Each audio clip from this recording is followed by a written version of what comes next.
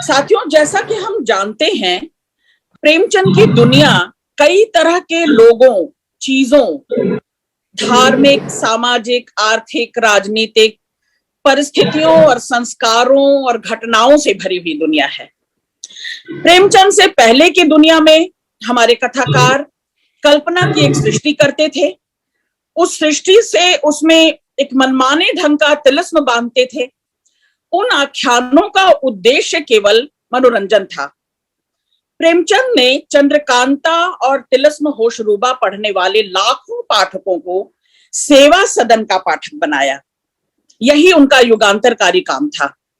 हम सब जानते हैं कि प्रेमचंद ने चंद्रकांता पढ़ने वाले पाठकों को केवल अपनी ओर खींचा ही नहीं, बल्कि चंद्रकांता से अरुचि पैदा करके लोगों में जन रुचि, जन जागरण और जन चेतना के नए मापदंड भी कायम किए और साहित्य को नए पाठक भी दिए। यह उनकी जबरदस्त सफलता थी।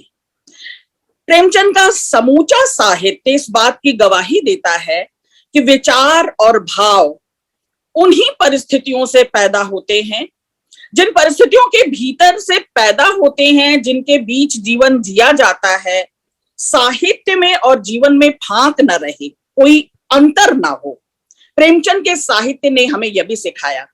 प्रेमचंद ने साहित्य को जीवन और उसकी सच्चाइयों से जोड़ा, बल्कि सच्चाइयों को ही वो जीवन का दर्पण कहा करते थे। प्रेमचंद ने साहित्य को जीवन की सच्चाइयों को और मनोरंजन और तिलिस्म से अलग हटाकर विलासिता की वस्तु नहीं है साहित्य, इस कसौटी पर साहित्य को खरा उतारा और हमें लगातार उनके साहित्य से गति मिलती है, एक संघर्ष, एक बेचैनी हमें भरती है। प्रेमचंद खुद मानते थे कि जो साहित्य सुलाए नहीं, क्योंकि अब सोना मृत्यु का लक्षण है। साहित्य को उसके खरेपन में ही स्वीकार करना चाहिए। जीवन और लेखन में कोई फर्क ना रहे, कोई फांक ना रहे। प्रेमचंद के समूचे साहित्य में उस जड़ सांस्कृतिक, सामाजिक परंपराओं और भ्रष्ट प्रशासनिक ढांचे को तानने का और खोलने वाला प्रसंग भी